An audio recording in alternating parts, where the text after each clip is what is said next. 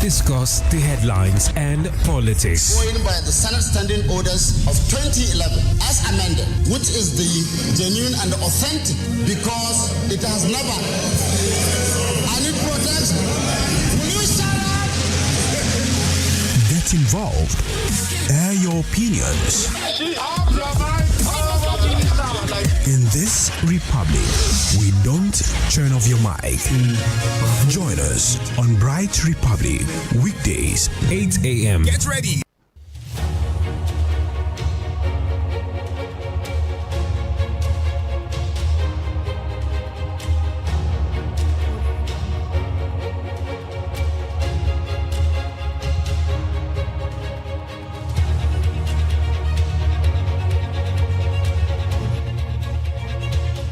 Okay, it's a beautiful morning right here on Bright 98.7 FM, and the program is Bright Republic. Happy New Week to you. Today is the 18th day of the month of November, and gradually, we're entering into the festive season. And I hope that you woke up on the right side of your bed this morning.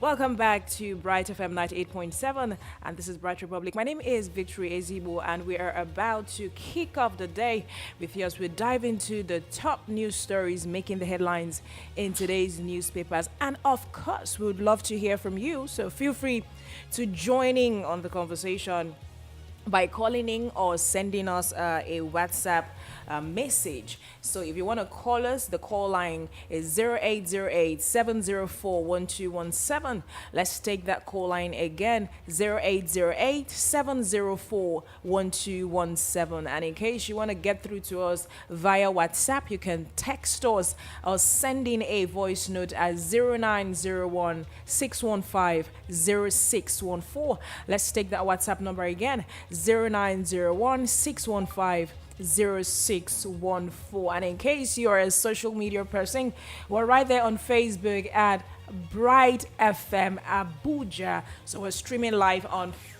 Facebook and on YouTube at Bright FM Abuja. So joining, make sure that you're following and you're joining in on the conversation. So settle in, let's get into today's headlines together. By the way, Mr. Celestine is in the studio. Good morning to you, Mr. Celestine. Good morning. Happy Monday. Happy New Week to you, listeners. Thank you so much. So when we come back, we'll dive into the conversation.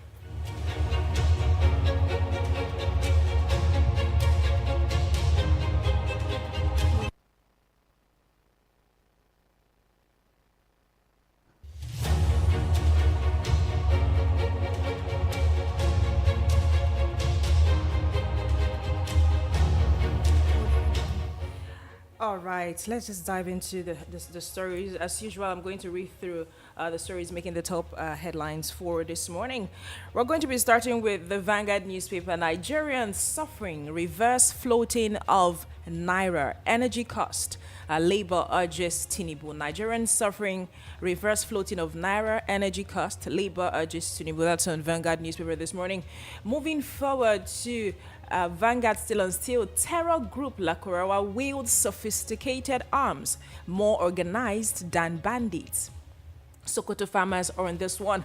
They said terror groups Lakurawa wield sophisticated arms, more organized than bandits. Sokoto farmers are giving this report, and this one is on Vanguard newspaper. Moving forward to Daily Post this morning. Tinubu heads to Brazil for G20 leadership summit. That's on Daily Post. Tinubu heads to Brazil for G20 leadership summit. Now, moving forward to Punch on the banditry report. Matawale sues journalists, demands 60 billion naira damages.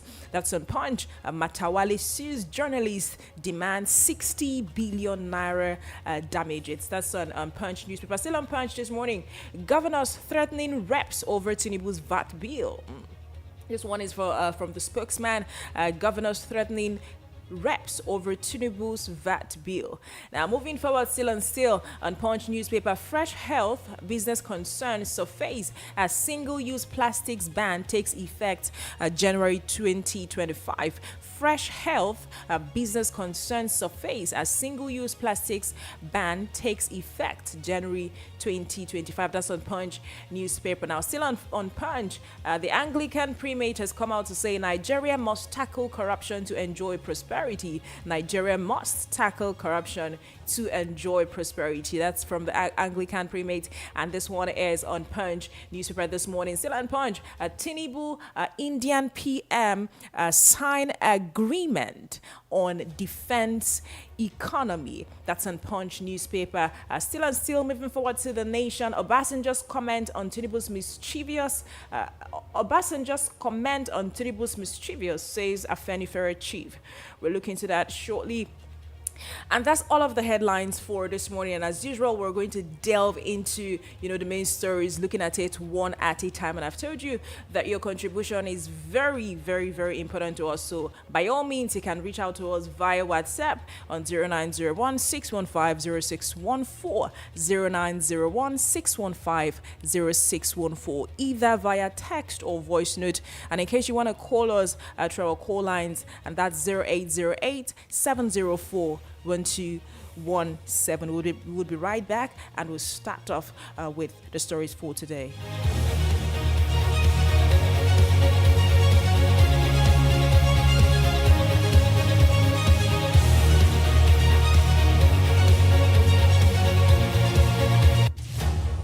Okay, let's move into the main stories. Mr. Sele, good morning one more time. Yeah, good morning. I think that the stories for this morning are quite interesting. What do you think? Very, very interesting. Interesting stories. Just reading through the headlines, I'm like, we're in for a conversation this morning.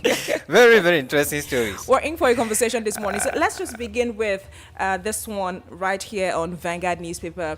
It says, organized labor under the National Union of Shop and Distributive Employees has urged President Bola Tinubu to reverse the floating of the national currency and energy costs to alleviate the widespread of hardship in Nigeria. Now, at the 6th Quadrennial and 13th National Delegates Conference in Ibadan, Oyo State, the President, Mr. Aminu, emphasized that Nigerians and businesses are struggling due to government policies at the high cost of energy, with petroleum products over 1,000 and electricity tariffs increased from 68 naira to 227 naira, that it has negatively impacted production, services, and workers' welfare. Now, Mr. Minu went ahead to stress that the rising costs have pushed many Nigerians into poverty and destitution, leading to factory closures and job losses. He argued that Nigeria needs cheaper energy, single-digit interest rates, and basic infrastructure to support growth and global competitiveness.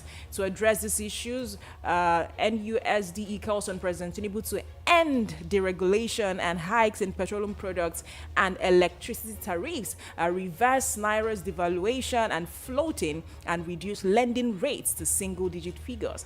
Now, President Tinubu has previously acknowledged economic challenges and outlined plans to mitigate the effects of fuel subsidy removal and exchange rate fluctuations. He announced measures such as conditional grants to nano businesses, funding of MSMEs and startups, and infrastructure support for states. However, organized labor's concerns highlight the need for urgent action to address the hardship faced by Nigerians.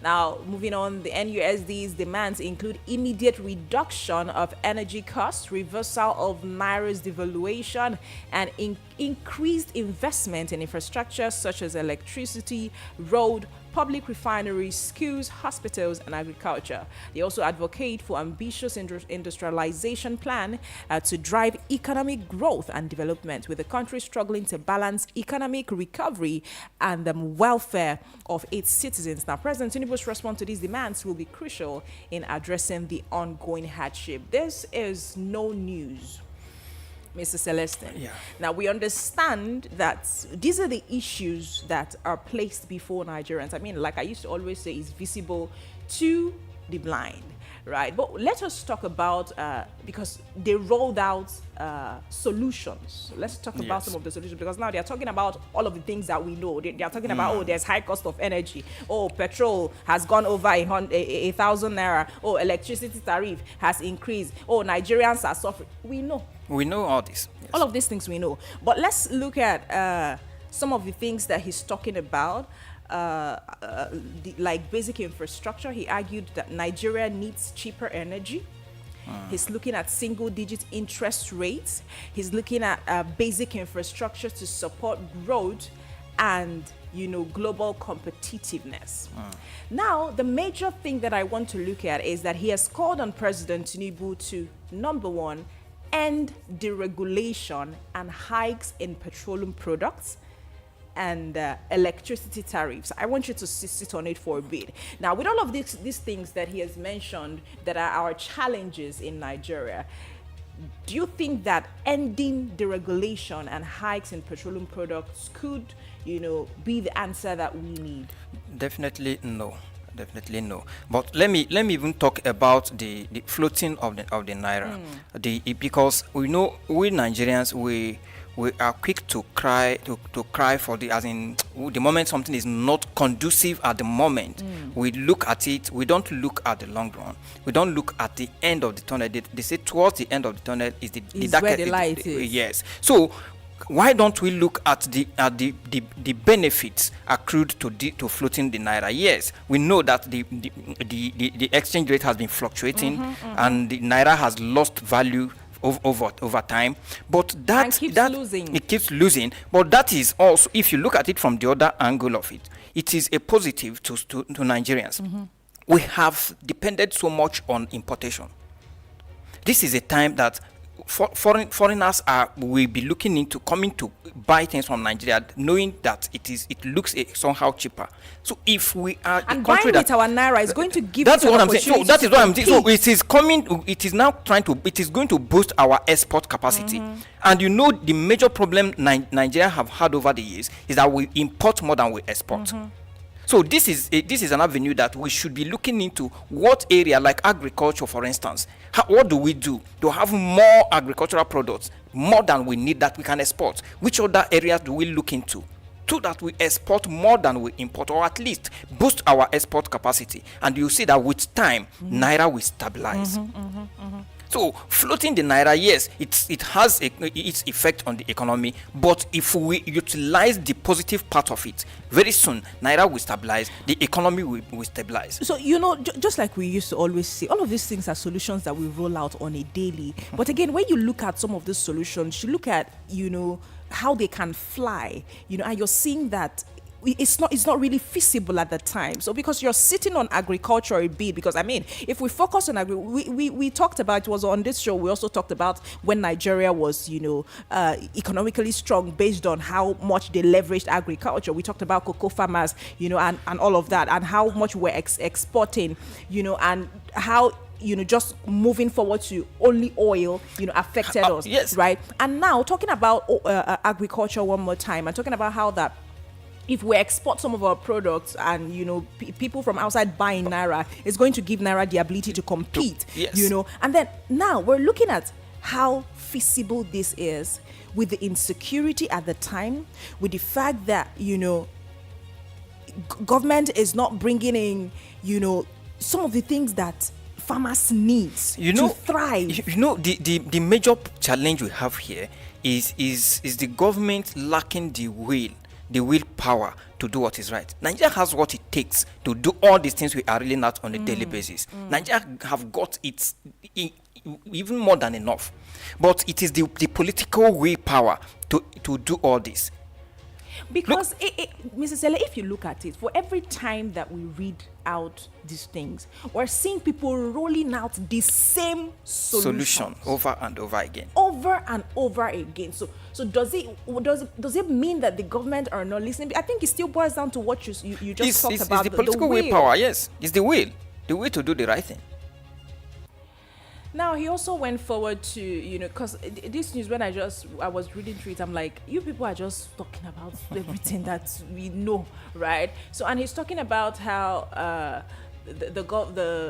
there needs to be increased investment in infrastructure. We're looking at electricity, roads, public refineries, schools, hospital, and agriculture. If you look at all of these things that he mentioned, you see that this is more like these are structures that facilitate survival. Definitely. As far as Yes. the Nigerian citizen is concerned. No, if Let's start with electricity. if an average Nigerian, like for instance, what he talked about, the making grants available for nano businesses, SMEs, and what have you. If a young guy, a young lady in Nigeria has the electricity, has a good road. We are not dull, we are not lazy. We are very hardworking people. But you find out that in most cases, you have a very brilliant idea to move into a particular venture. But you look at the realities on ground, they are not feasible. Some people have even come out to say that it's difficult to do business in No, Nigeria. yes, that's what I'm saying. So, because, okay, I want to go into frozen food, for instance. It has been my passion.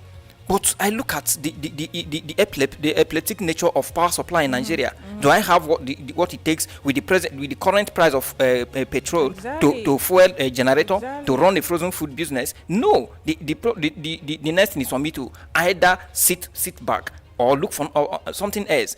There is, okay, I have a very nice business somewhere that I have, maybe there is customer base outside my location.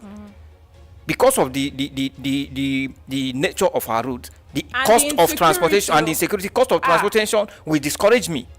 So if we take care of electricity, road, and security, Nigeria is blessed. And he talked about public refineries, and this is something that we have been hammering on for a long time. And I remember you saying that if an individual like Dangote is able to do what he's doing with the refinery, how much more the government of Nigeria in itself? It's not a question of whether we have the resources to do it. It's not a question of whether we have the right manpower or the wherewithal. It is the political lack of political will.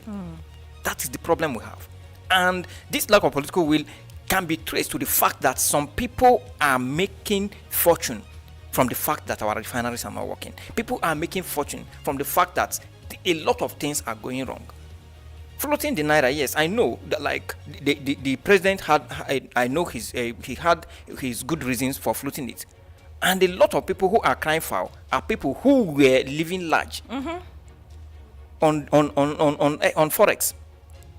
So you see that our problem most times is lack of patriotism. Some people are living large when others are suffering. Because if it's about the problem, we know the problem. We know the problem. If we it's have about the solution. We know the solution, and we have it. It's the way to implement the solution. And if we don't get to that point where we're patriotic, we're going to just keep running around in circles, and it's just going to be complaints upon complaints, people coming out to roll out solutions and no implementation whatsoever. There's no way we would move forward from here. There's no way we move forward. I keep saying it. Nigeria is so blessed. I've seen a situation where Nigerian government have asked a foreign company to send their expatriates to do a particular work in Nigeria, and I sitting here was recommended from Europe. A lot of other Nigerians who have what it takes, but Nigeria, because of what they get when they bring in all these expatriates, because of what they get when they import things, that is why we prefer to import rather than use what we have here. It's really sad. I'm telling you, it's really sad. But again, let's move over to the next story. This particular story, when we were taking it last week, is as if we're just predicting how much these people are going to be growing. So for every time we talk about this, we read about what we just it's just like as if we're prophesying doom. But this is what we're seeing. So let's move forward to the Vanguard. Terror group Lakurawa wields sophisticated arms, more organized than bandits. Sokoto farmers on this one. Let's look into the main stories. Now, the All Farmers Association of Nigeria, Sokoto State Chapter, has urged the federal government to intensify efforts to eliminate the deadly terrorist group Lakurawa from the state. This call to action comes as dry season farming commences in parts of the country. According to Jamilu Mohammed, Sokoto State AFAN chairman, the group's presence poses a significant threat to farmers, and the sophisticated weapons and organization make them a more formidable foe than traditional bandits. Now, Mohammed commended the Nigerian military's swift intervention and acknowledged their ongoing efforts to eradicate Lakurawa. Now, he emphasized that the military's efforts are crucial in eliminating the group, which has already claimed the lives of several farmers. In fact, all those killed by Lakurawa have been AFAN members, highlighting the urgent need for a permanent solution to the insecurity challenges facing farmers and the people of Sokoto State. Moving forward, the devastating 2024 flood has also taken a toll on farmers in Sokoto State, contributing to food inflation.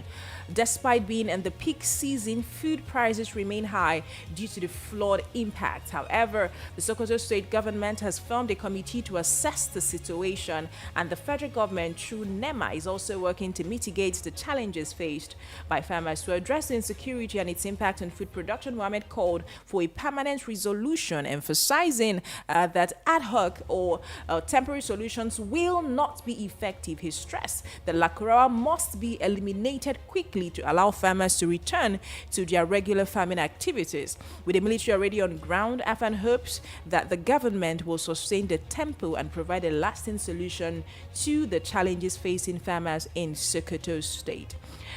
Now, we're going to look at it from two angles. We're looking at insecurity, we're looking at food security. Those are two things, this story, as we're looking at it, is just shining light on.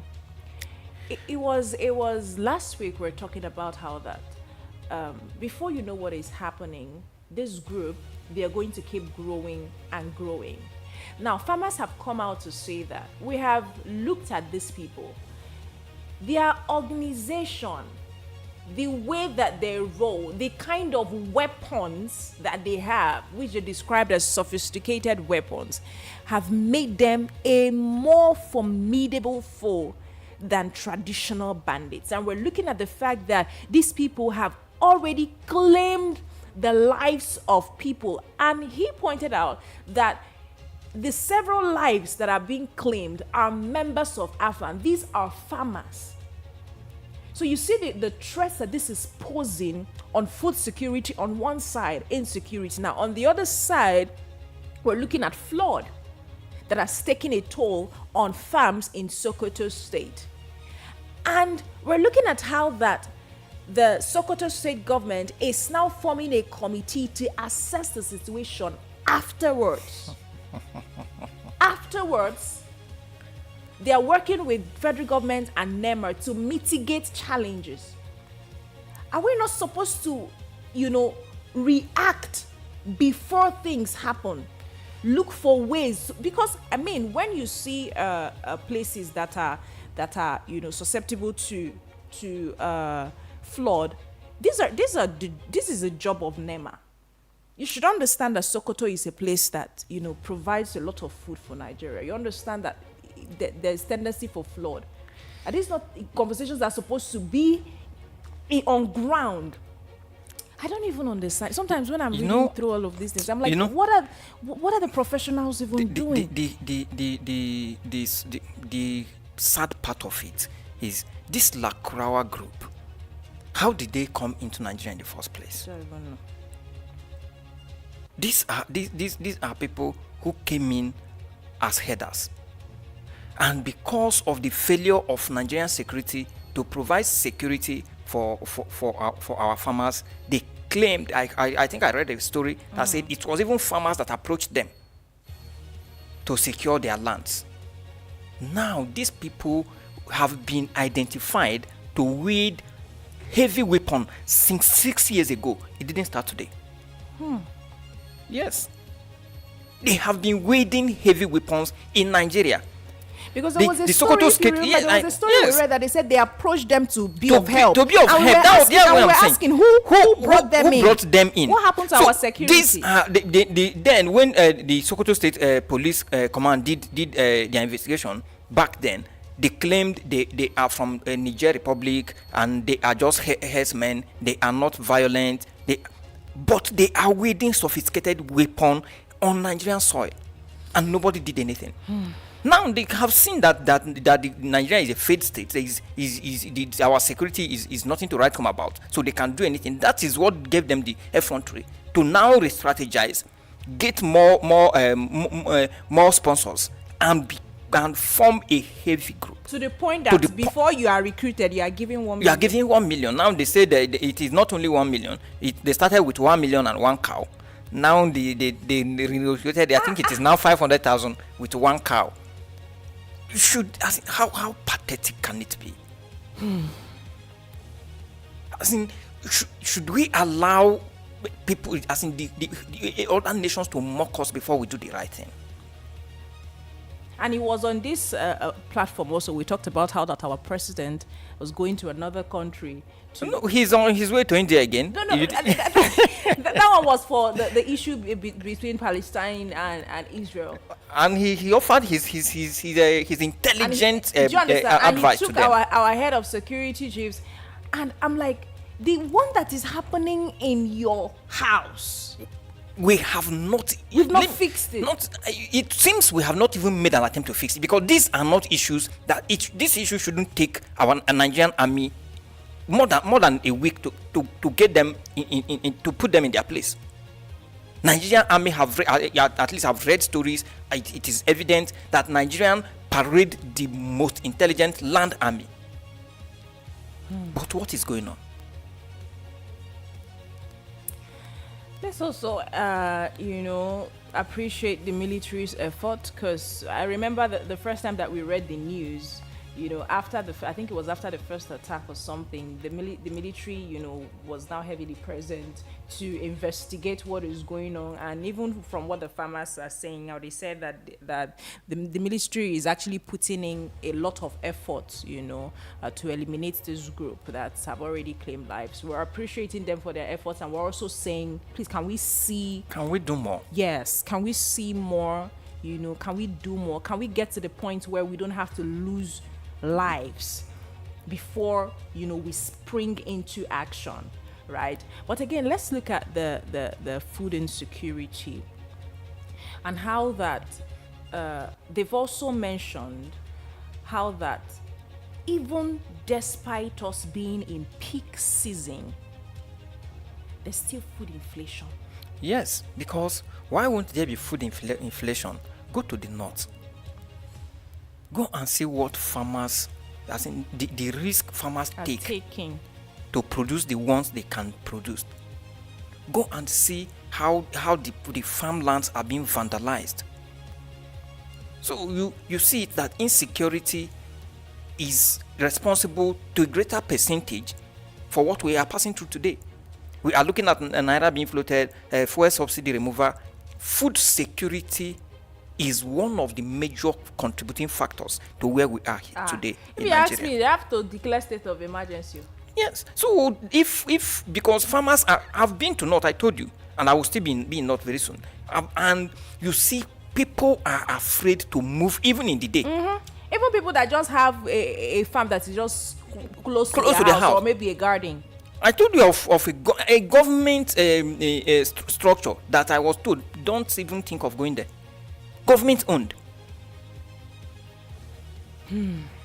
So you see, you can imagine how terrible it is over there for farmers, who will now go to the farm in the bush to what? Do you know how many people that die on daily? That we don't even account for. Yes, no. So that is the problem. So food insecurity is part of what we are suffering today.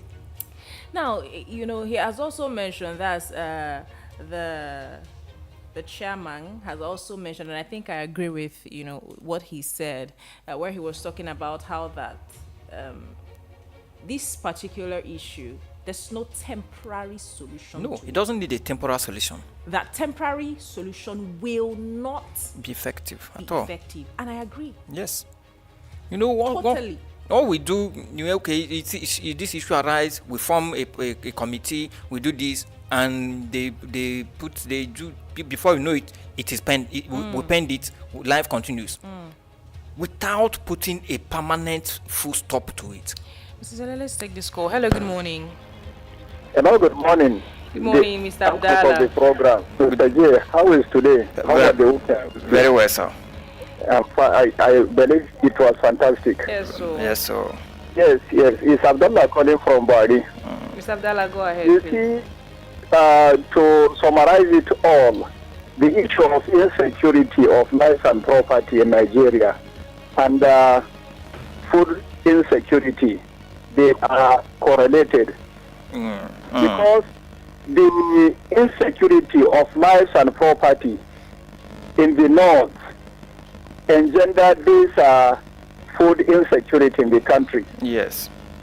See, can I say, from birth, your parents are teaching you how to farm. That is the means of livelihood of the entire northern part of this country.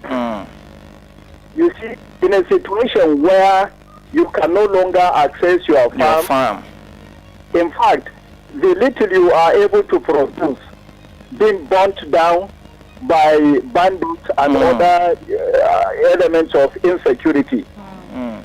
Surely you know that there must be insecurity of food in the country. That is why inflation is at galloping rate, especially as it pertains to food. The food produce, food items in the country. In fact, I have been mentioning terms without number in this platform and other platforms that the government of the day should see the reason why they should declare state of emergency in the area of insecurity. There should be state of emergency to declare on this insecurity in the country so that the needed resources can be channeled to fight insecurity in the country. So that highly sophisticated weapons can be provided to our security agents so that they can be able to surmount this issue of insecurity. Without that, in fact, we are just fighting in the dark. When the security agents are not even enough, Egypt, for instance, they have more than 1 million military alone. But Nigeria, I don't think our own is even up to 800. And our population cannot be compared to Egypt. The Egypt, they are not more than 100 million. But Nigeria, we are above 200 million people. Now, how can you compare that? But our leaders did not see any reason why they should go headlong to make sure that insecurity is fought to the end.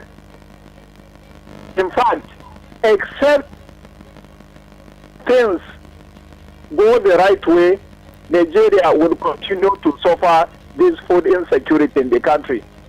And they say a hungry man is an angry man. If you are not satisfied with food, in fact, other health disease will crop up. And then our Nigerian health sector is in comatose. Even if it's not in comatose, you use money in order to go and access health facilities in the hospitals. And the medicine are not even anything to come by. Because you don't have money, you cannot be able to even buy paracetamol. If your children are sick or yourself you have a problem of a headache and other things. Now, Nigeria, please, let us think wisely, especially our leaders. Let us come to the right track to make sure that all hands are on deck to fight the insecurity so that Nigeria and Nigerian people will have SOCO. God bless Nigeria and God bless Nigeria Thank people. you. Have a wonderful Thank you day. so Thank you much. so much, Mr. Abdallah. Thank you so much. I appreciate your call. You know, when Mr. Abdallah was talking about how that part of the reasons why there should be they should declare state of emergency on insecurity is so that the Nigerian security will face it squarely, and Exactly. the amount of weapons they need, sophisticated weapons they need, the resources they need will Be be provided. provided for them to fight insecurity squarely. Mr. Sele, you will agree with me that in this insecurity that we're talking about, it has affected all the sectors.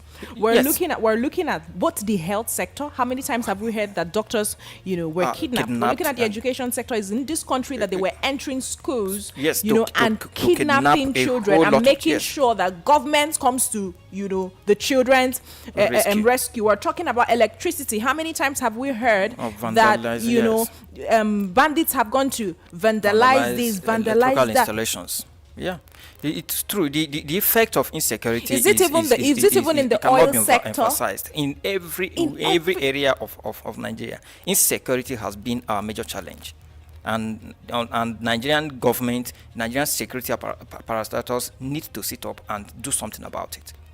It's high time we started acting than just forming panels and writing, coming on the news. Let's see actions. Yes, I know the Nigerian army is doing their best, but government should sit up, provide them with the right. We see what farmers said in Sokoto, how these guys parade sophisticated weapons.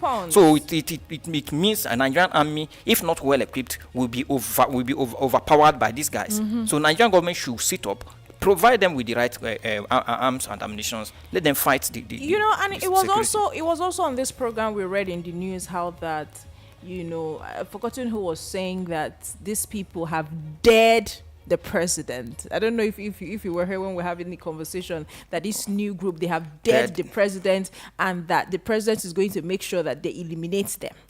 So I think it was me and Kirby, and I'm like, I like it. This is not the first time. You don't have to even say anything to know that insecurity or these terrorists have been daring our president. Right from, President yes. Tinubu is not even the first president Yes, it have that these dared people have the dared. sovereignty of this nation. Right? So if this is going to move them to actually do something, we will really appreciate it. And that was what I and Kirby were talking about. And now it's still resurfacing, on the That news. is it. We just hear it, and it remains on the news. They keep daring, and they are daring the president, and by extension, they are daring the Nigerian people, and they are saying, you guys cannot do anything, about this. We've not seen you guys do any major thing about this. So that's what is giving us the audacity to carry on. To keep Yes. on doing what we're doing. And every other day, we're losing the lives of Nigerians. And it still falls back to the question I keep asking: where is the value for life?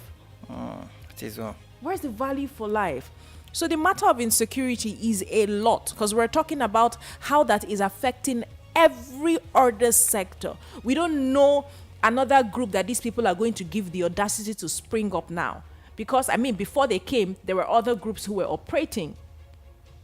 So a lot has to be done, and I really agree that there should be a state of emergency declared, on insecurity, so that our security, personnel would attack it, and once and for all, let's have some peace of mind. If it's not a kidnapping, is the haba. It is well. And now, Mr. Abdallah also touched how that, with all of these things now, is going to also start inviting some kind of disease. Because you're not able to now, eat. of course, malnutrition. Do you understand? Yes. Which day I think it was the Labour president that was talking about how that diseases like Kwashiorkor is resurfacing. has started Yes. resurfacing. Yes. In 21st century. Let's move on to the next story, and this one is on Punch. Still on banditry report, Matawele sues journalists, demands 60 billion naira damages. Let's look into the story properly. It says Minister of State for Defense Bello Matawalle has taken legal action against two prominent northern journalists, Shoaibu Mugadi and Tijani Ramalan, for alleged defamation and malicious reportage. Now, Matawalle is seeking 10 billion naira in general damages against each of the 6 defendants And he mentioned the media stations where they work with. And he says, according to the suit filed on October 25th, 2024, Matawale claims that the defendants made false and defamatory statements against him, alleging that he sponsors bandits and banditry in the northwest states of Nigeria, including Zamfara State. Now, the minister argues that these statements have damaged his reputation and character and seeks an order of perpetual injunction to restrain the defendants from further defaming him. Now, Matawale's lawsuit comes amidst calls for his investigation and resignation over alleged links to bandits. The Akida Forum, a group within the All Progressive Congress and Zamfara State Governor Dauda Lawal, has urged the Department of State Services and National Security Advisor to investigate Matawale's connection to bandits. However, Matawale has repeatedly denied these allegations. The court has scheduled a hearing for December 12th. Matawale's counsel has prayed the court for a declaration that defendants' statements constitute defamation, as well as an order directing the defendants to tender a written apology and retract their statements. The minister has also undertaken to pay damages if the suit is deemed frivolous. Now, this is where we are at. It was last week. I don't know, Mr. Sele, were you here when we No. when we took this news, when the All Progressive Congress, a group within, APC. exactly, the APC, and then the Zamfara State Governor came out to make allegations. Okay, yes. It was early that last week. the ex-president allegedly, the ex-governor rather allegedly has, connection with bandits, and they listed the names of the bandits who he is allegedly connected to, and how that he needs to step down, right? And we're talking about how, with the level of insecurity in this country and with this kind of pointing fingers, there should be proper investigation into this matter. And for every concerned Nigeria, because of the high rate of insecurity and how that even the government has come out at some point to release names of people who are connected to banditry or terrorism in this country. And we're saying that if allegations like this come out, there should be serious investigation into it to know what's up. My concern, Victory. This is a minister of state for defense, being, let me say, allegedly, or being how do I put it? Allegedly being accused to allegedly have connection with banditry. In a sane environment, Is that the even first supposed to be thing, a conversation? the first thing is for him to step aside. And this came at a time when Mr. President was doing a cabinet reshuffle. I expected the president to advise him to step aside. And let investigation be done.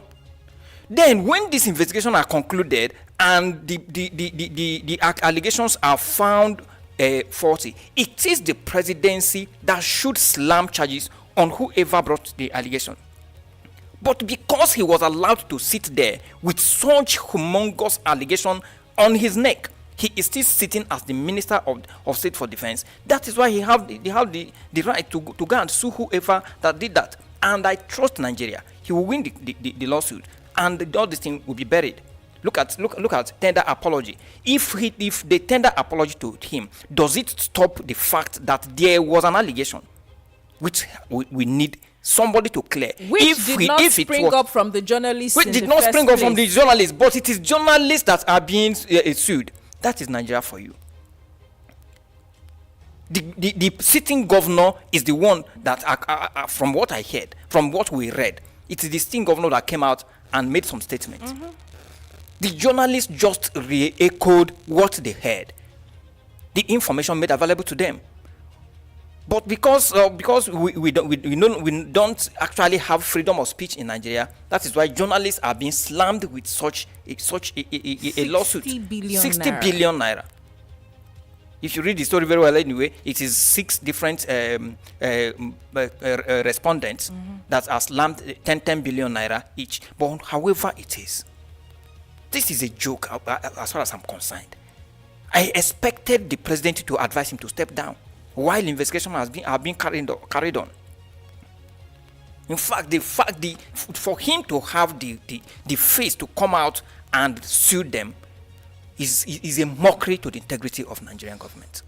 You know, there are issues that, you know, shouldn't be taken lightly, and the issue not of the issue of banditry and insecurity. That's where I was heading to. Now imagine that at a time in this Zamfara state, let's just imagine for a bit that at a time like this in Zamfara state, or sorry, in Sokoto state, where this new let's take this call. Hello. Good morning. Good morning. Please, what's your name? Where are you calling us from? I'm calling for Dusa Alaji. I'm Dennis by name. Okay, Mr. Dennis, thank you for calling. Please go ahead. Yeah. Concerning this issue of security we are talking about, it is a business of the day. They are just gambling with people's lives. Not that the security or the people there, both the security and the villagers or the headers of the community there, they are aware of everything that is happening. The truth that we don't tell ourselves what the truth to the commoners. Will you tell me that the road to the house of a big man does not have a camera, or what takes Nigeria to put a camera whereby you see whoever is who comes in and yes. So we should stop telling ourselves lies. Concerning the state security man, that man know what happened. For a people to come out to mention his name, his hand is so. They don't want to do the right thing because he's having an appointment. What is the appointment? Is it better than the life of people that is Nigerians? Very deep question. Can you hear me? I can hear you. We are with you. So, what the truth about is, let them hold the elders in that community. They know the hideout. They know people that are sponsoring them. They will only mention one name that is not favorable to them. The government are just fighting themselves. For me, as I'm concerned this security issue in Nigeria today, government are fighting themselves. It's a political game. That's why. They are using it for politics. I know. Can you get my point? Yes, we are with you. So, it's the government that are fighting themselves. That's why the commoners, they are suffering today. If the security mean to do what is necessary, they will do it. It will not take them 2 weeks. It will not take them. Why is it that Nigerian army will go outside, go and fight, win a war? Why is in Nigeria here they cannot do the same thing? Internal war cannot be won. So security know what is happening. They are collabing within themselves. There's no truth about what they are coming out to tell us in the paper. So they should check themselves. Thank you. Thank you so much, Mr. Danish. Thank you for your contribution on that one. And you know, Mr. Sele, like I was just saying, I think I lost. Oh, okay. Let's take this one. Hello. Good morning. Good morning. Good morning. Please, what's your name? Where are you calling from? My name is Robert. Oh, Mr. Robert. Good morning, Mr. Robert. Thank you. So I want to talk about security. Please go ahead. See, it's very painful that country like Nigeria, sorry to say, there is some people inside the government that doing this thing. Some people under the president. That's the last caller say now. The government fights for themselves. The government, they are there, they are not supposed to talk things. Last month or earlier this year, saw it that there are some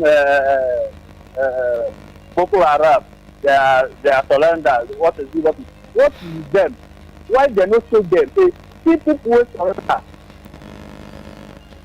See, you will see some people, some farmers, they go farm.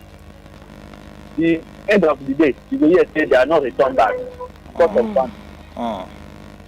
But we are suffering today for food. for Nigeria.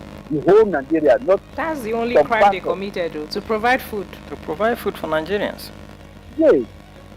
But we are proud now say there's no security. Then there's government. Then government come out and say that they are fighting against bandits. It's not proper.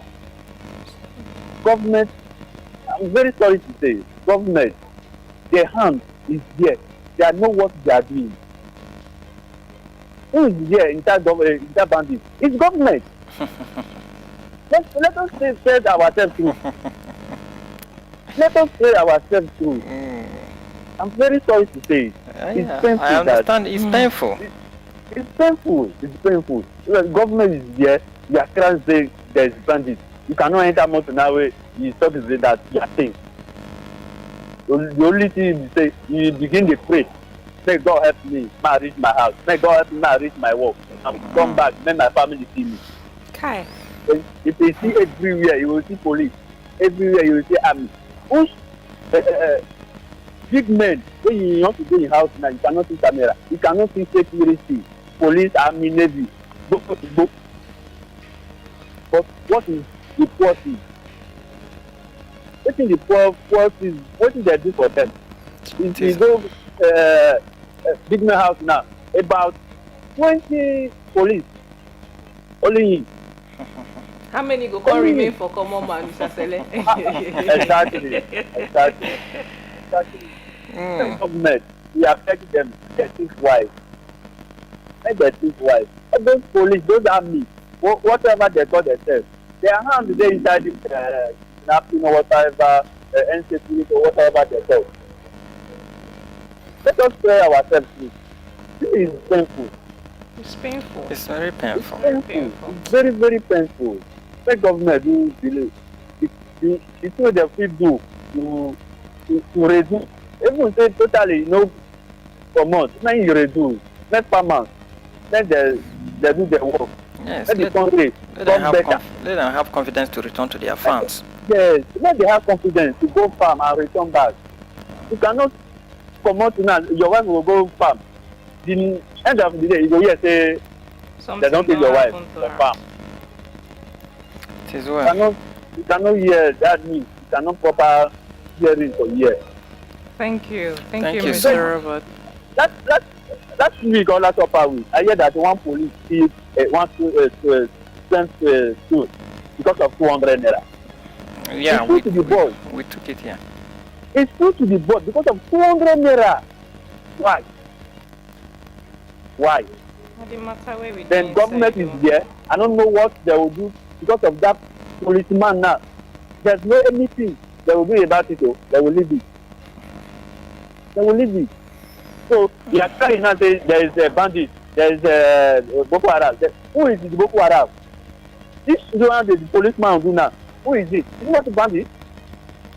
They call the policeman exactly like that. Because there's no difference between a policeman with a bandit. Thank you so much, Thank you Mr. so much. Robert. Thank you you. so much. I appreciate your contribution. I understand why our callers are sounding the way they are sounding. Everybody's Because being pained. who would hear something like this and not feel bad? So somebody just sent us a message on WhatsApp. He didn't add his name. He said, "Greetings. Please, just thinking out loud. When was the last time any president from another country visited Nigeria?"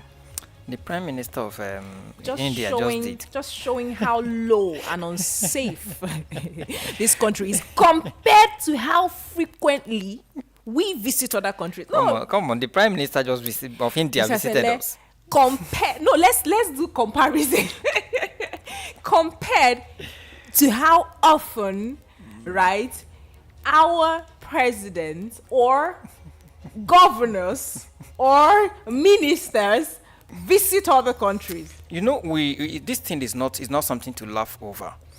This issue of insecurity, we've talked about the effects on food security. Yes. That is one thing. And I was saying something about, sorry, hold your thought, please. And I was saying something about this Matawale case and how that you imagine what is happening in Sokoto at the time. That's what I was trying to say. And I said, imagine that, take for instance, there's a connection somewhere and there's an allegation. Let's paint the picture small. Yeah. That with what is happening now in Sokoto and fresh, farmers losing their lives, and maybe there's a story somewhere that somebody is responsible. That's how heavy this is, and that's why people are taking it seriously. And how are you sure that somebody is not responsible for this? For them to have the effrontery to now arrange a recruitment platform where they pay you 1 million plus a cow or 500,000 plus a cow to recruit you. Now? Come on. Let's take this one. Hello, good morning. Hello, good morning. It's Abdullah. Mr. Abdallah, yes. Yes, pertaining to the allegation that made Matawale to even file a suit in the court. You see, if we can still reflect back, during the time of former President Buhari, I believe he went to Zamfara and said that they should not meet with the bandits. And that they should do something very reasonable and tangible so that they fight them. But when he was a governor, he was the person that said, no, they are still trying to reconcile the differences there. So, and there is an allegation that the kingpin of this bandit, the Bello Turji, was his personal aide when he was the governor. Now, even if people allege that he has a soil hand in the issue of banditry, I think it's not far-fetched. There's a ground, there's a basis for such allegation. For the allegation. Yes, there's a ground for such allegation. Yes. Also, the people, the youth of his own political party, APC, have trooped down to Abuja. Yes. With that complaint, they protested. Now, has he included? Have he sued all? Exactly. As those that are supposed to be taken to court, and he will be claiming 10 billion naira from them because their pictures are being. Has he also sued Governor Dauda? Have he sued Governor Dauda? Now, has he sued Governor Dauda, the incumbent governor of Zamfara State? Because this man knows who is Matawale, and Matawale knows him. The present governor is trying his best to see that Zamfara people have peace and stability, as well as tranquility in that state. He did all he could. In fact, to the extent spending his personal money to make sure that things go right. But still, this issue of banditry continues. Now that brings this thought to mind. How did the governor come up with his allegation? That's Governor Dauda, right? Governor Dauda. And those allegations were aired. He can't just be baseless. Yes, those allegations. He can't come out as a governor to make such allegations. And people moved from Zamfara State. And people moved from Zamfara State down to Abuja to retrace the same allegation. And now you are suing journalists because they are commoners. So how are the media people supposed to serve as watchdogs? That is it. I'm using this opportunity to call on the CJN, the Chief Justice of Nigeria, to make sure that justice reigns on this. Because if you shut these journalists up for saying what is right, what they heard a sitting governor say, then I wonder what we talk about freedom of speech in Nigeria. Let's take this call. Hello, good morning. Hello, good morning. Good morning. This is Mr. Waf. Good morning. What's your name? Sorry, please. Mr. Waf. Mr. Waf. Mr. Waf. Good morning. Good morning. Please go ahead. Yeah, I agree with the engineer. Good morning, sir. Yeah, I want to comment on the Matawale issue. I mean, it's quite sad to even hear somebody who is well positioned in this government, going through such allegations hanging on his neck, and he even has the audacity to go to court. So these are the issues. These are the issues. they now feel like anything they go to court, they'll just buy their way through, and nothing will happen. That is why you see them always go to court. I mean, the judiciary should purge itself of some bad eggs, because how can such a man, without now he's now putting it on the journalists, on yes. the media.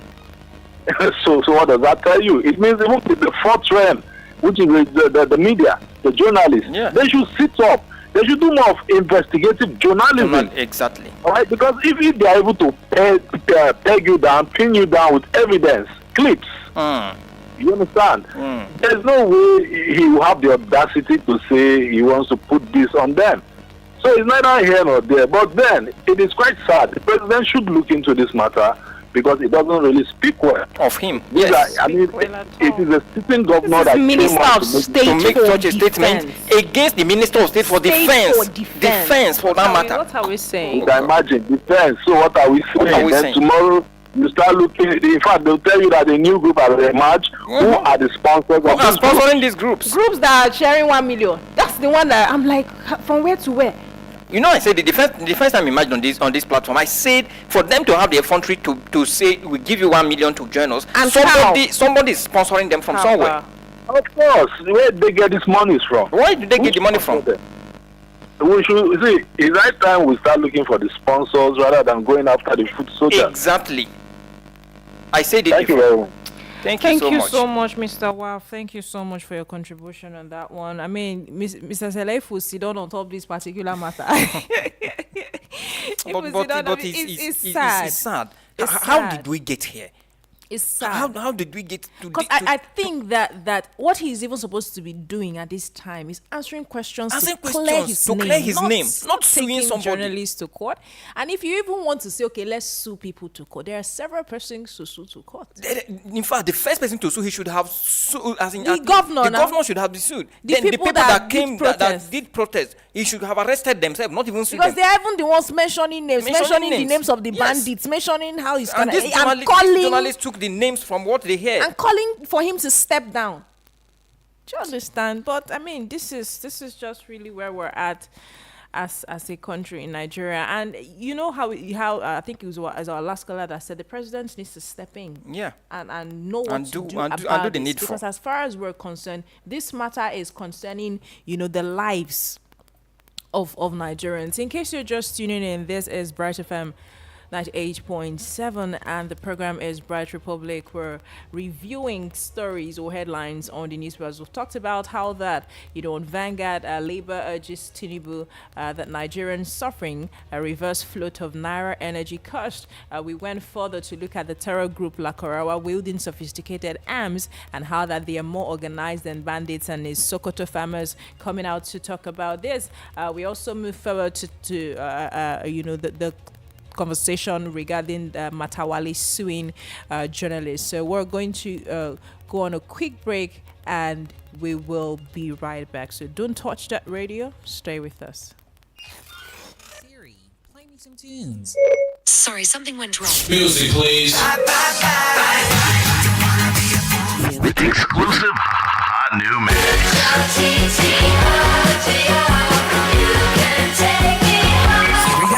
Here we go.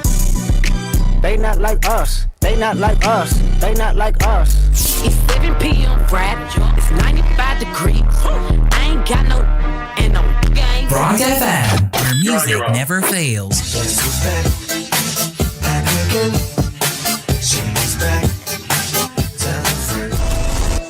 I am here since 3 days ago. Like corruption can happen at anywhere. Corrupt with petrol. I prepare it with none of corruption with petrol.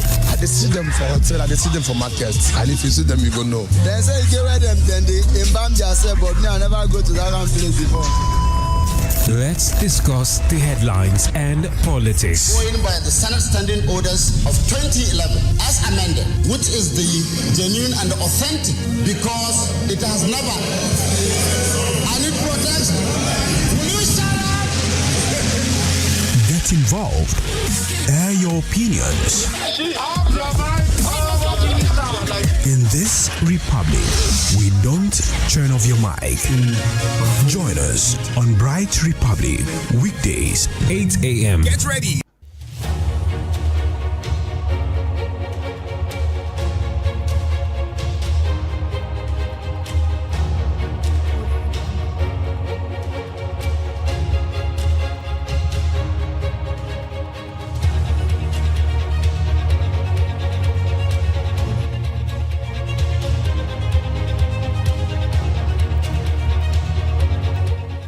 Okay, welcome back. In case you're just tuning in, this is still Bright FM and we're on Bright Republic.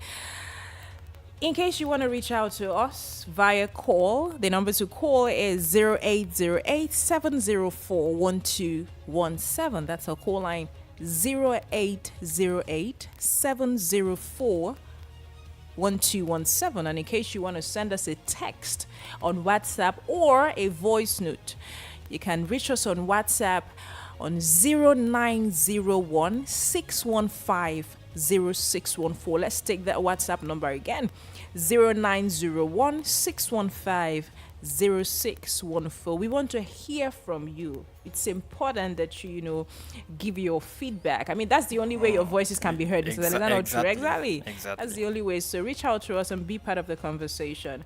Let's move forward to Punch this morning. Now, the headline reads, Nigeria must tackle corruption to enjoy prosperity. Anglican primate on this one. Now, the primate of the Church of Nigeria Anglican Communion, Henry Ndokoba, has condemned the massive looting of Nigeria's resources, which he believes has impoverished the poor. He noted that the failure to punish perpetrators has emboldened them, creating a culture of corruption and insecurity. Now, Ndokoba emphasized that corruption is the greatest insecurity facing Nigeria and that until it is addressed, the country cannot enjoy prosperity. Speaking during the 25th anniversary and launching of the Walter Miller College of Nursing and Midwifery in Gombe State, Ndokoba stressed the nexus between poverty and corruption. He lamented that Nigeria's wealth is sufficient for all, yet corruption persists, and those in positions of power exploit their privileges to loot the treasury. Ndokoba called for collaboration between the government and citizens to tackle corruption and promote peaceful coexistence. He praised the Gombe State government and leaders for maintaining peace and harmony, noting that the state is a rare example of stability amidst national insecurity. The primate also appealed for support for the Walter Miller College of Nursing and Midwifery, aimed at bridging the gap in healthcare personnel in the region. One thing, there are a lot of things to point out from this story, but if you look at it, because when I heard he praised Gombe State government, I wanted to know why he was praising them, but if you look at it properly, how many times have we seen Gombe on the news? On the news, yeah. Regarding insecurity, or if you sit down and you think about it, I think it's praiseworthy. Yeah. Because with all of the things that are happening in different states different parts of regarding insecurity, we've not really Gombe hardly Gombe on the surface. News. Yeah. What is it doing right that other governors cannot emulate? Cannot emulate. And now going back to what the primate said, talking about how that corruption is the greatest insecurity facing Nigeria, and he stressed the nexus between poverty and corruption, and you're looking at it side by side and you're saying, but if you check this thing, not true, because if corruption no day, where these other problems from the commerce side from? If you look at Nigeria's problem, I've said it over and over on this platform. Nigeria is one of the most blessed nations of the world. Talk about natural resources, talk about human resources, talk about climate, talk about mineral resources. Talk about anything you want to. We want to use to quantify or to qualify blessings. Nigeria is one of the most blessed nations. With young people. In fact, Nigeria has the richest individuals in the whole world. It might not be whole world, but at least in Africa, Nigeria has some of the richest individuals. Forget that someone like Dangote is parading himself as the richest man in Africa. My dear, if some politicians should declare their assets, if some politicians should truly bring out what they have accrued over the years, what they have in foreign banks, Dangote, they learn work. On a serious note. So Nigeria is so blessed, it's such blessed that if we get it right with corruption, just like what I said in Scotland the other time, the nation have built houses that will accommodate children that will be born in the next 50 years. In fact, Nigeria should be in a position that have secured the future of our children 20 years, 30 years to come. But corruption has made it that some people have secured the future of their own generation for the next 1 million years. Yet there are people dying of hunger. Nigeria has been declared as the poverty headquarters of the whole world. Yet we have Nigerians who are billionaires, trillionaires in dollars, in foreign currencies. That is what corruption can do. And that is why we are where we are. We have people rushing into political offices not to serve. But because if you get there one way or the other, you go reach your hand. And you go chop your own closed mouth. So that is what. So the primate was just stating the obvious. Our problem is nothing else but corruption. Insecurity came in because there are corrupt elements in the security network. I was going to say that because there was a compromise. That's the only thing that can justify not tackling insecurity head on. There is a compromise. Compromise because if I compromise, there is a briefcase waiting for me somewhere. If I compromise on this, there is one alert waiting for me somewhere. So a lot of compromise because of corruption. And that is why we are here. Let's take this one, Mr. Sele. Hello, good morning. Hello, are you there? Hello, sir. Okay, good morning. Can you hear me? I'm hearing you, ma'am. Okay, what's your name? Where are you calling from? Madam, my name is Effiong. Your name is what? Effiong. Effiong, please go ahead. Yes, I'm calling from Maraba. Okay, Effiong from Maraba. Yeah. Please, there's something that I want to talk to you, please. Because I need your help. I get it. Okay, I don't know what that is about, but maybe you could call back. I hope the conversation is regarding what we're talking about also. Let him try to call back. So maybe you try to call back so that we can hear what you have to say. Hello? Hello, good morning. Good morning, sir. What's your name? Where are you calling from? Yes, it's Abdallah calling. Mr. Abdallah. Yes. You see, the clergyman has said it all. In fact, so many of us have already mentioned it. See, unless corruption is nabbed from the bud, in fact, Nigeria will not have any progress. You see, mention every sector from, in fact, I'm sorry for asking Nigeria. You don't have to be sorry. You don't have to be sorry. Because, I mean, it's very visible. You see, from the top echelon of the political office holding or holders in Nigeria to the bottom, then from the top echelon of the civil service to the bottom, what hinders progress in all ramification is corruption. Corruption, yes. In fact, go to private sectors.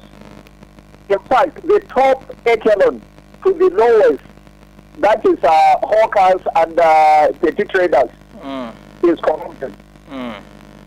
That is why I always say that an average Nigerian person is a corrupt person.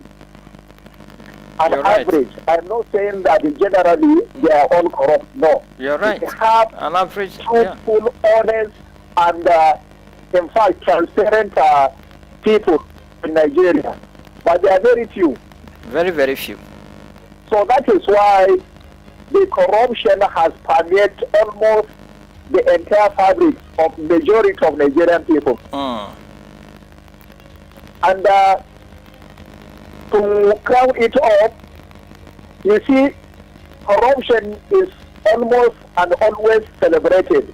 That's the problem. That is why you see, in fact, a corrupt person will be given traditional title in his community. Yes. Even in the churches and mosques, yes, you see corrupt people being honored at the front row of the places where worshippers are staying to yes. worship. Yes. Because of the level of contribution they give exactly to this. Nobody's questioning where the money is coming from. In fact, they don't want to follow from the example of the prophets and messengers that were sent from God to the people. That we should do the right thing at the right time, we should be honest, we should be transparent, we should avoid anything that has to do with corruption. They don't adhere to it. They don't adhere to it.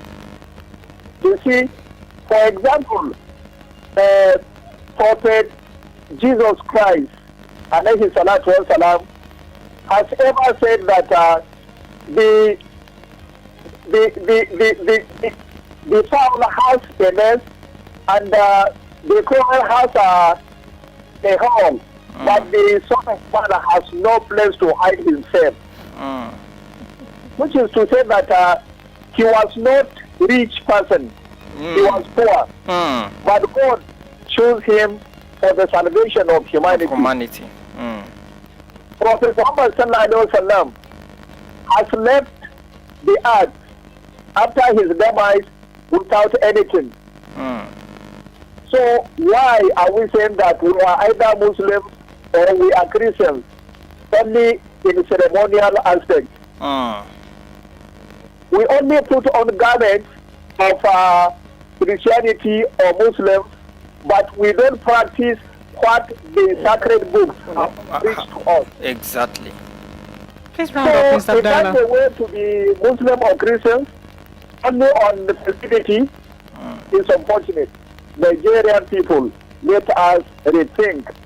And that is why they say change begins with me. If we want Nigeria to be better and alright, we must change from our past ways of doing things.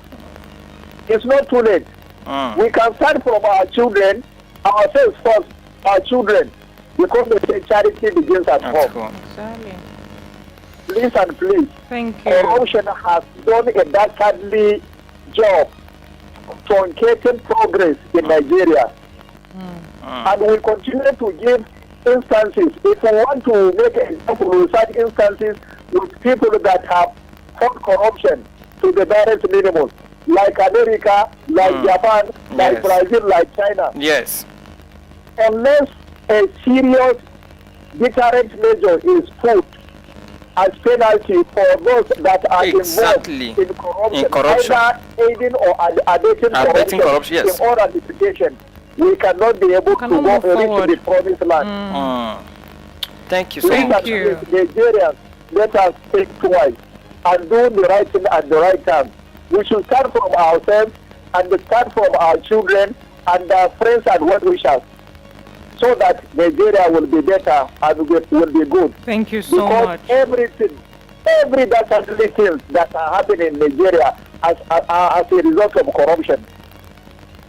Thank you very much. Thank you. Wonderful conversation. Thank you so much, so Mr. much, Abdallah. Mr. Thank you. Your contributions are always fantastic. Thank you so much. I appreciate you. And I like how that, you talked about, religion a lot and how we can flaunt it in other things aside where it's necessary. Exactly.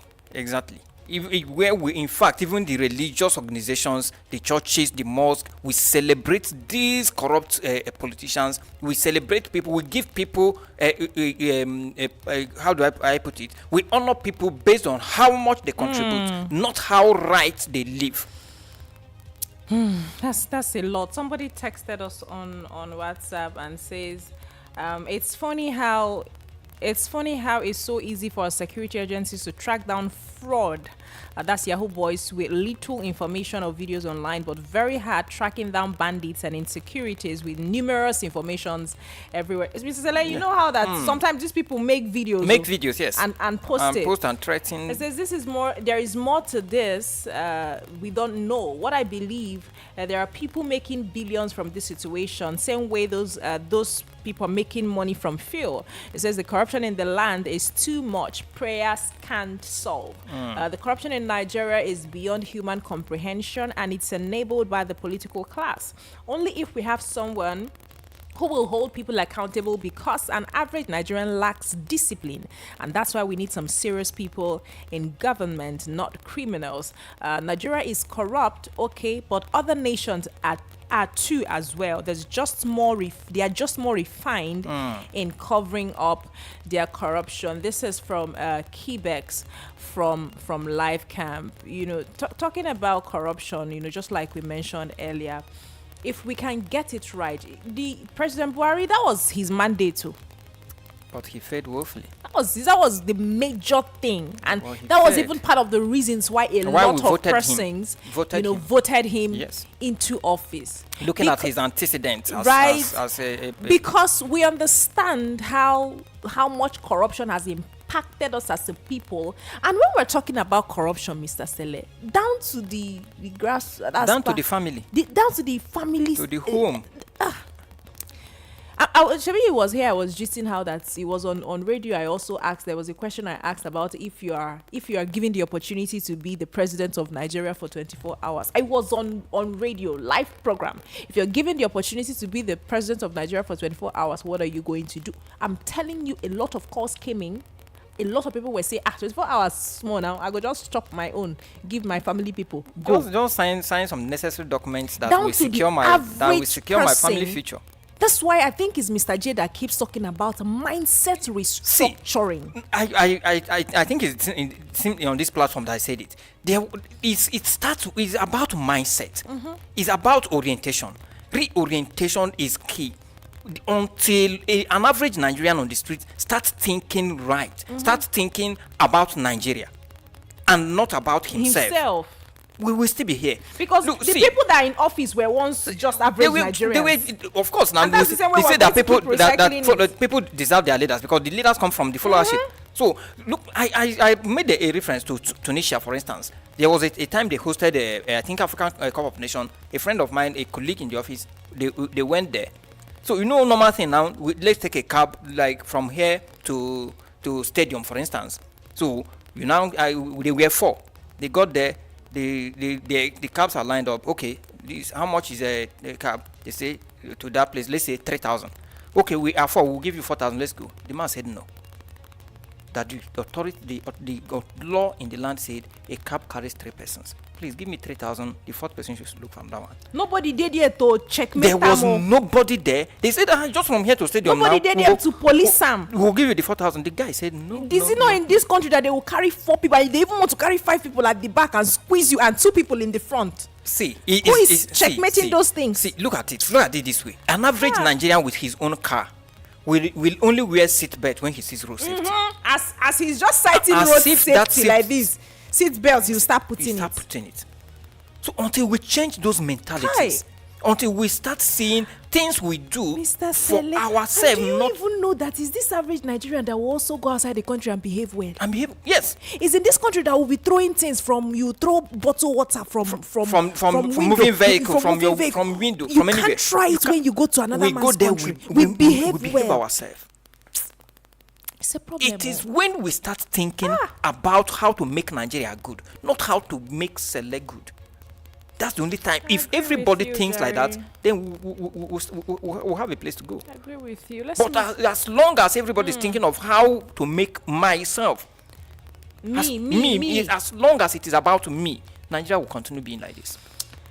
Let's move forward to Punch this morning. The headline reads, Tinubu, Indian PM sign agreement on defense economy.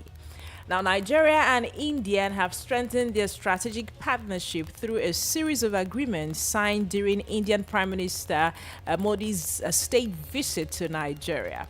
Now, the agreement focuses on defense, economic development, food security, healthcare, and energy. Modi's visit at the invitation of President Bola Tinubu included high-level bilateral talks and a joint statement outlining key areas of cooperation.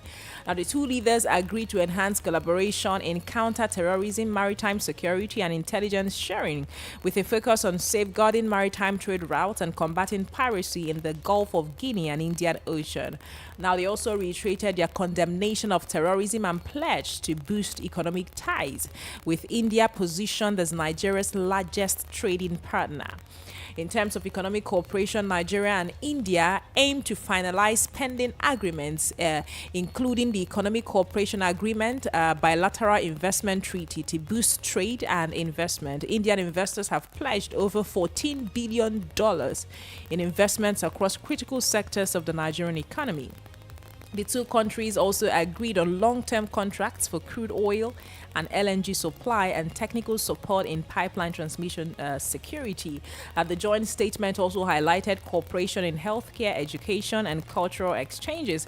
India offered to share its CoreWin digital platforms to support Nigeria's healthcare system, and Nigeria thanked India for providing concessions on rice supply. The two leaders emphasized the importance of people-to-people contacts, scholarship programs, and cultural exchanges, with President Tinubu conferring Nigeria's second highest national honor on Prime Minister Modi. Mr. Sele, I don't like the way you're smiling, but this is what I'm going to say. I think that from the conversation, I mean, Nigeria is at the heart of this. We're looking at two nations or two countries coming together for the betterment of Nigeria. I mean, they touched every sector if you look at it. Mr. Sele, you're not saying anything. Who said it? Who was asking that question? As president is flying to other countries, how many of those presidents have visited Nigeria? It was one of our class. Yes, can you imagine that it was even the president that begged this man to come? And look at the what brought him. That's a second to last paragraph. Read it very well. Long-term contract agreement for the supply of crude oil. And Dangote is there crying. So that is where we are. Bringing because is somebody. I think it was. It wasn't all you. Or who was I talking about the budget? How we intend to borrow. This is it. Dangote will keep crying because as long as this government is concerned, countries that have the money should come and take the crude oil. And not countries that have the money to buy now. Countries that they will promise supply in future, that they will give us the money. So you now see that crude oil that your child is hoping to come and explore have been sold before even you have not even gotten to government offices, and the crude oil your child should be hoping for has been sold. That is nice. That is where we are. But Mr. Sele, let's look at the good side. I understand where you're coming from, right? But let's look at the good side, because we were looking for help. As a country, yes, we need as help. A country, we really need help. So if you ask me, if these two countries, these two presidents would, it's not only about just saying things and putting them on newspapers and just reporting and we document. They have agreed now that there are a lot of things they are going to focus on, which I think is a good development if you ask me. Looking on the bright side, they're looking at both defense. They're looking at economic development. They're looking at food security, healthcare. Even in healthcare, India, we know say them the whole ground. Do you understand? Yeah. We're looking at energy. So these are some things that their agreements focused around, right? They're also looking at enhancing collaboration for counter-terrorism. These are things that are affecting us as a people that were crying. Yeah. Can help come. So I think that if the president, looked for help from India, to say, okay, this is our please, Indian people, you people should come. Let us work together. You know, the other time I talked to you about how our President Kuma went to help Palestine, and you know, so if they come to help us, I don't think it's a problem. No, on a very serious note. You know, sometimes I begin to wonder where. Okay, let's go back memory lane. I believe in Nigeria and India were once rated as developing country, and even the likes of China, the likes of Singapore, we were all classified as developing country. Here we are. In fact, behind the developing, I think we have even gone behind those developing. We are underdeveloped. Even amongst African countries now, where is Nigeria? Where is Nigeria? So you see it that I don't know. It's just like Primate Ndukoba. He just summarized it. Everything. He just said it all. Though we know it, but the question now is, how do we start getting out of this? Because this is not, yes, the Prime Minister of India has come and gone. The only thing that I can take out of this is that they have signed agreement to supply them crude oil so that they can borrow us money. That is just it. That's the only thing. That's the only thing I'm taking out of it. You do not see the only reason he came is to sign that contract agreement for supply of crude oil so that we can borrow from them, and that's all. Borrow to do what? Borrow to spend. Not to invest, not to develop the country. Borrow to lavish on our political class. Borrow to pay senators, House of Reps, pay them in millions. That is where we are. I think it was on Friday when we talked about the budget that this matter came up again. You know, the 2025 budget is already in talks. Okay. And I've forgotten how many million, a bit trillion that was supposed to be borrowed. And I and Kebi, we were talking about how that borrowing is not a problem. But borrowing to do what? What are you doing with the money that you borrowed? That was the question that we're asking as regards the budget. The money that you have been borrowing, are we using it to improve the health sector? Are we using it to improve the education sector? Are we using it to improve the electricity? Let us even see where insecurity. Look at what is happening. You know, I don't know. Let me still say it. Though it has been established based on experience that no matter how you cry on this platform, they will do what they have in mind. Instead of all this borrowing, instead of mortgaging the future of this nation, we have, especially in northern Nigeria, we have states with abundance of mineral resources that has not been tampered with, that has not been tapped. The Indians are mining lithium on the daily. Chinese are mining lithium, I think in Nasarawa State and some other states in the north. They have lithium in abundance. This is era of solar, where lithium batteries are the talk of the day. Why can't Nigerian government go back, sit down and look at what we have? How do we develop these sectors and start exporting? And start making because we need to sell something from inside what we have. We need to sell something. If our naira is going to we are only interested in borrowing to sponsor to fund budget and sponsor a lifestyle of buoyancy. And we keep being here until one person.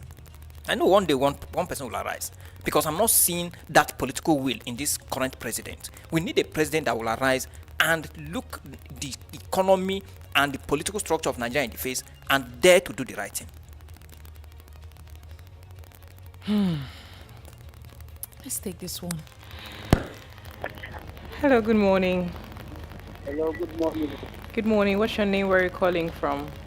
This is Mr. John calling from Good morning, Mr. John. How is the weekend? I know. Please go ahead. We are back again. Yes, so to continue from where we stopped. My brother, have you ever been to Niger State? Yes, I've been to Niger State. You see what Chinese is doing? Yes, and that's what I'm talking about. Yes. Nigeria government is going to give them two soldiers kilos when they are going to decide they will go with. Yes. There's one hilo to be in the front, one hilo to be in the back. To mine our mineral resources and take it to China. You understand me? Yes. Wait now. They will borrow money. Now they will not take our mineral resources. Just like crude now. You know how many resources come out of crude oil? Only crude oil. Only crude oil. Yeah.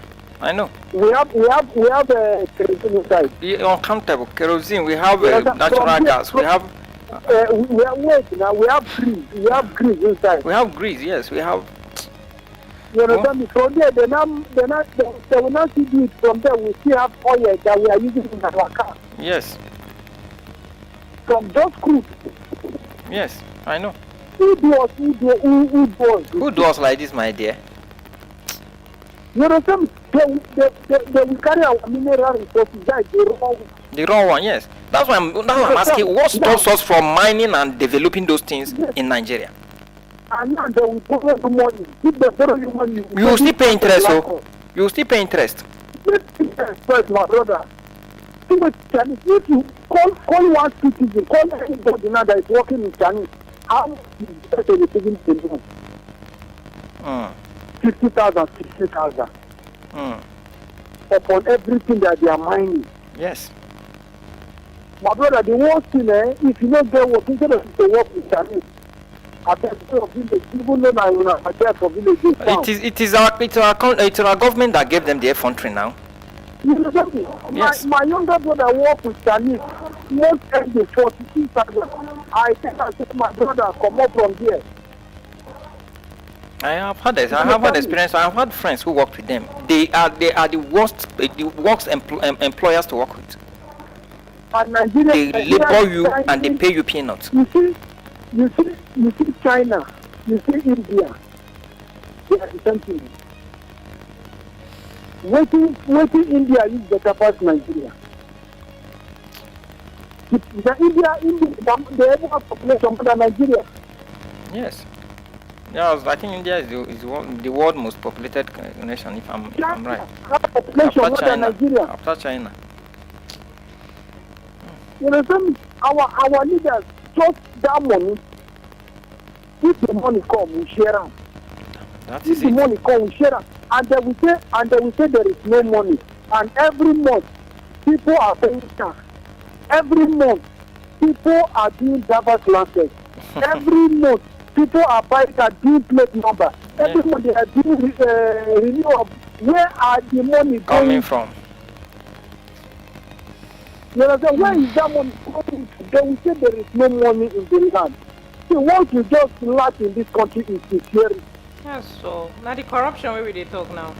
Yes, corruption, this one, now be the security what they talk, because if someone gets into office, from anything that will affect, I made this word the other day. I said this word the other day. Anybody that is inside the government, before you go into the government, your access declare it. You know, okay, this hotel 2020 in Utako, you know what? I'm with you. It's not his name. He's the former governor of CBN. You understand me? That hotel, I wonder that there is a bidder. If you see that hotel near a white pepper, it is where? Making themselves rich, making the citizens. That's why all these bandits, all these things that is happening in the north, you see it going on. Before Niger Delta started it. Now that Niger Delta only is the white men they are kidnapping. Because of the oil. Because of oil, yes. Our former president, what they call him? Is it Yaradua? Yaradua called them to a round table. Yeah. That's why Niger Delta, Amnesty. Niger Delta.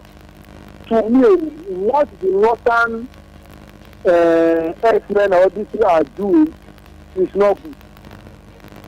But I would like the president to come into the table. You understand me? Call all the whole leaders in the north. Then, if you call the leaders in the north, you talk to them. Then all those kidnappers, all those herdsmen that they are doing this thing, make announcements, make amnesty for them. If they refuse to surrender, then anything they do, they speak like that. Please round up, Mr. John. Because I wish Niger Delta did not hear the way Yar'Adua advised them. It could have been a different ballgame. That is my own opinion. Because if the president started killing them now, it would be one side. So may God help Nigeria. We should just be careful with China and India. That is my own. Thank you so much. Thank you so much. I think where you ended it and said, may God help Nigeria, I just shout here. So let's take this last story from Pulse.ng, and the headline reads, breaking, APC's Aida Tiwa declared winner of Ondo governorship election. Mr. Sele? Now for this radio, we talk say APC go win this way. I wish where is Kevin? Right? But let's look into the stories. Now, on the state, Governor Mr. Lucky Aiyedatiwa has been announced winner of the state's gubernatorial election held on Saturday. The Independent National Electoral Commission declared Mr. Lucky victory after he won all 18 local government areas of the state. Now, according to the state running officer, Professor Olayemi, APC's Mr. Lucky garnered a total of 366,781 votes to defeat his closest rival, PDP's Agbola Ajayi, who polled 117,845 votes. Mr. Sele, let's sit on this for a bit. What do you think? What do you make of this result? What do you expect? He won 18 local. 18 out of 18. Yes, no. Wow, he such a landslide. You know, this anyway. God will help us. God will help us, because I heard I was in a platform over the weekend where we talked about this, how vote buying was so obvious in Ondo State. That's, in fact, before the end of the election, you should know that APC was going to has won. So it is no longer about coming out to convince the people based on antecedents, based on what you have done or what you are offering. It is now who has the money to buy. And part of the story that we're taking last week was PDP coming out to shout, that APC wants to rig the that is it. Now, and APC was saying, you people are coming out to say this because you are not prepared. Now, the thing is whether they are prepared or not. We have seen what happened. What of it in those states where one of us on the platform over the weekend was was as in life at a playing unit as an agent. The APC scored 51 votes in that polling unit. When the result was declared by INEC, APC scored 800 and something votes. And this is not only in Edo State. In all these places, you see that if you check the registered voters, don't worry, I will do analysis before I delve into. Maybe we'll have to revisit this. If you do due diligence or do investigative journalism, it will come up again tomorrow. On how many registered voters do we have in Ondo State? How many votes were cast? Then you now see what APC pulled and what PDP pulled. Compare it to what party agents had from the various polling units. You will see that there is a foul play. But they have won, and they must win, because this is Nigeria. I can't wait for Kevin to join in on this conversation tomorrow. I'm waiting for what Kevin would say. Let's end with this story on The Nation. Mr. Sele, I know that you are sad that APC won. But this is where we are. This is where we are. This is where we are. So we expect a bad omen, and it happens. So we don't have a voice as a people. But Mr. Sele, let's also look at it. What if APC truly won? What if they truly won? On what basis? I mean, as the people's choice? Yeah, because I mean the entire 18 local government. Let's move on to the next story. This is Nigeria. I think somebody sang it in a song, right? This is Nigeria. This is Nigeria, so you can predict things, and they will just play out the way fact, you predicted it, it based on previous happenings. It is easy to be a prophet in Nigeria. Based on previous happenings, right? Let's just touch this story and end with it. Obasanjo's comment on Tinubu mischievous, says Afenifere chief. This on the Nation newspaper. Now, Afenifere's National Organizing Secretary Kole Omololu has defended President Bola Tinubu's administration against criticism by former President Olusegun Obasanjo. Now, Obasanjo had described Nigeria as a failing state under Tinubu's leadership, citing corruption, mediocrity, and mismanagement. However, Omololu dismissed Obasanjo's claims as inaccurate and attention-seeking. Omololu highlighted Tinubu's economic reforms, such as withdrawing petrol subsidies and unifying forex rates, as bold measures Obasanjo didn't take during his tenure. Now, these reforms have reportedly increased Nigeria's revenue and reduced a debt service ratio from 97% to 65% within 17 months. According to Omololu, Nigeria has achieved a record trade surplus of 14.07 trillion per half year 2024, and its non-oil revenue in one quarter surpasses the total generated during Obasanjo's 8 years in office. Omololu cited a Transparency International corruption perception rating, which shows Nigeria improved from 150th to 145th place between 2023 and 2024. Omololu questioned Obasanjo's moral authority to criticize Tinubu, given his own administration's controversy, including a public feud with his deputy Atiku Abubakar. Omololu concluded that Tinubu's managerial, moral, and anti-corruption record surpasses Obasanjo's, making the former president's criticism unjustified. Let me disagree with him on all rounds. As a Nigerian and as someone who is interested pays attention to history. Obasanjo happens to be one of the presidents. Yes, he may have his flaws, but take it or leave it. Obasanjo brought Nigeria to the limelight in his own time. Think of a Nigeria that emerged as the fastest growing economy. It was brain work of Obasanjo.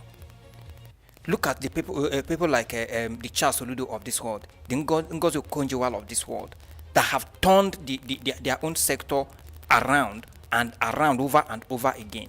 Obasanjo picked them from it. That is one thing I give to Obasanjo. He may not have it all. He may not know it all, but he looks for the best. Where you see that he visibly, showed his strength. He looks for the best in every sector. In his cabinets, that was when a lot of people who turned out to be giants in their field were discovered. So you can't take that from Obasanjo. And I think maybe another reason also why Obasanjo would come out to make a statement like that and describe Nigeria as a failing state under Tinubu's leadership is the everything surrounding how the nation is at the time. He talked about corruption, he talked about mismanagement, he talked about mediocrity, and if we also look at it, we're looking at insecurity, we're looking at poverty, just basically looking at all of these things. One can just come out to say, now the state is failing. Let me say where Obasanjo may be driving his conclusion from. Look at what is happening. Okay, look at Lakurawas. Look at the insecurity in the north. Look at how it have dared the president. It have dared him in the face that you can't do anything about this.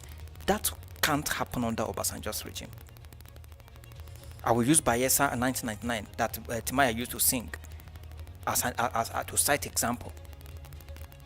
Obasanjo will deal with it head on. So if he's telling Tinubu that you have failed, yes, he is right, and he have the right to say it, and what he's saying is visible to even the blind. That Nigeria is failing by the day on all fronts. But I think that we have a little hope. If nothing is done fast and very, very fast, then I don't know. I think we have a little hope. There's a collaboration that is going on at the time. Let's see the fruits that it will use. Stop laughing because I don't like it. Let's see the fruit. Let's be hopeful. It's Sada that always say that. Let's be very hopeful that this collaboration between the Indian and the Nigerian, it will yield fruits, and I mean, all of us will be happy ever. Shemita said that. They talk happy ever after, right? We don't have time on our side again, so Mr. Sele, let's just take your closing remark. Well, just like we keep saying, we have pointed it out over and over again. For Nigeria to work, it has to start with me. It has to start with you. Patriotism is the watchword. Until we realize that it is when Nigeria gets better that we can get better. Until we take away this mindset of me first, then Nigeria will not work. But if we do it, how do we make Nigeria to work? If it becomes the mindset of everyone, Nigeria will work.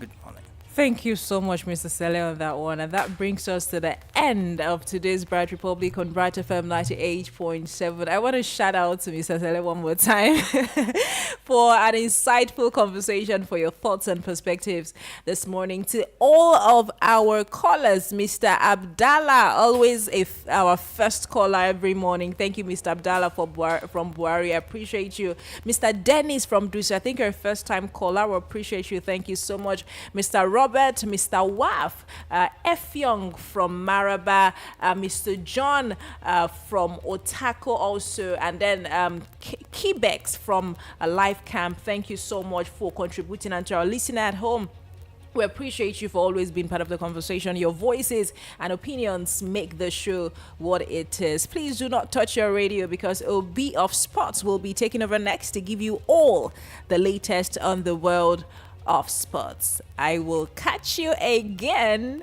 but that will be tomorrow.